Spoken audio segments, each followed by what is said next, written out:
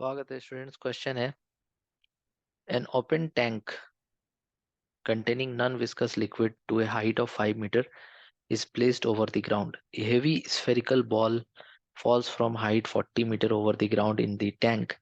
Ignoring air resistance, find the height to which ball will go back. Collision between the ball and the bottom of the tank is perfectly elastic. Okay, तो diagram देखो। पहले diagram में कह रहा है कि जैसे एक बॉल है, उसको यहाँ से गिरा दिया। ये ग्राउंड से टोटल 40 मीटर हाइट से इसको गिराया गया है, ठीक है।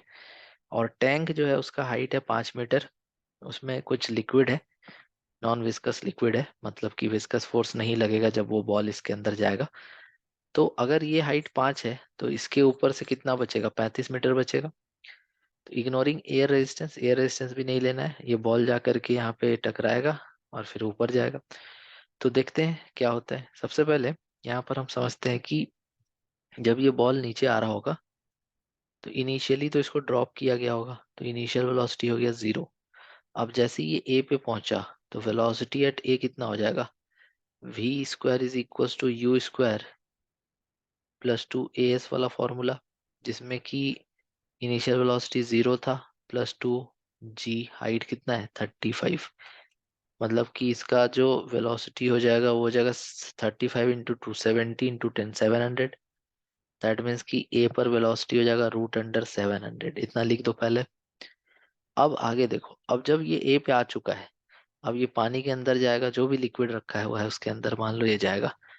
नॉन विस्कस लिक्विड है, विस्कोसिटी तो लगने वाला है नहीं। अब ये जा करके ग्राउंड से टकराएगा, और जब टकराएगा तो कोलिजन इसका कैसा होगा? कोलिजन इसका हो जाएगा परफेक्टली इलास्टिक कोलिजन। तो जब ये पानी के अंदर जा रहा होगा तो इस पर कौन कौन सा फोर्स लगेगा? ठीक है। अब ये बॉल हेवी है, हेवी स्फेरिकल बॉल है। तो हेवी स्फेरिकल बॉल कहने का यहाँ मतलब क्या है? हेवी स्फेरिकल बॉल कहने का मतलब ये है कि ये जा करके डूबेगा और बी तक चला जाएगा। तो अब हम इक्वेशन लिखेंगे ए से बी तक। तो velocity at A, final velocity at B लेंगे। Final velocity at B is equal to u A square plus 2 as। ये हम ले रहे हैं जब वो ए से बी जा रहा है। तो ए से बी जाते टाइम उस बॉल पर एक फोर्स भी लगेगा, और वो फोर्स होगा, एक तो इसका वेट हो जाएगा mg, और एक अपथ्रस्ट फोर्स हो जाएगा मान लो F। तो यहाँ पर नीचे का फोर्स ज्यादा है तो एक्सेलरेशन हो जाएगा नेट फोर्स बाय मास। इसको यहाँ पे रख दो। तो वी बी स्क्वायर हो जाएगा mg। u का वैल्यू कितना था? u एट ए कितना था? 700 स्क्वायर है ना, plus mg minus F by m, 2 as कितना है 5। अब ये यहाँ से टकराएगा, और टकरा करके जितना भी वेलोसिटी होगा बी पे, उसी से वो वापस लौटेगा, तो फिर से ए तक जाएगा। तो अब ये हम लिखते हैं बी से ए के लिए। तो जब ये बी से ए जा रहा होगा, जब ये बी से ए जा रहा होगा तो नीचे का फोर्स mg, ऊपर का फोर्स fb। कोलिजन कैसा है? Perfectly elastic. तो जब कोलिजन परफेक्टली इलास्टिक है तो जितना वेलोसिटी से आया था उतना ही वेलोसिटी से फिर वो ऊपर जाने लगेगा। तो ऊपर जब ये जाने लगेगा तो उस टाइम पे हम लोग यहाँ पर जो एक्सेलरेशन है वो हो जाएगा A dash is equal to mg minus F by M.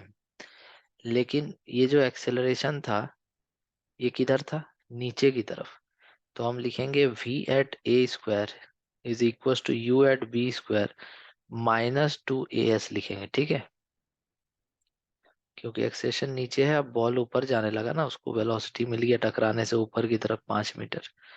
तो यहाँ पे तुम रख दो यू बी स्क्वायर रख दो जो बी पे था, 700 plus 2 mg minus F by m into 5। और -2 mg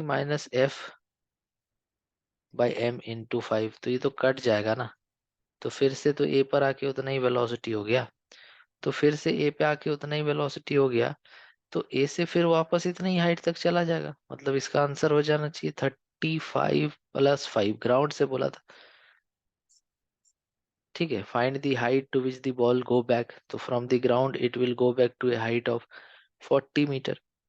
तो इसको तुम बिना इतना कुछ किए भी बना सकते थे। देखो कैसे, सबसे पहले तुम बोलते कि जब ये यहाँ से यहाँ आएगा तो इसका वेलोसिटी v हो गया, फिर जब ये a से b जाएगा तो मान लो वेलोसिटी v डैश हो गया। तो जब कॉलिजन परफेक्टली इलास्टिक है तो वापस उतना ही वेलोसिटी से लौटेगा जितना से आया था।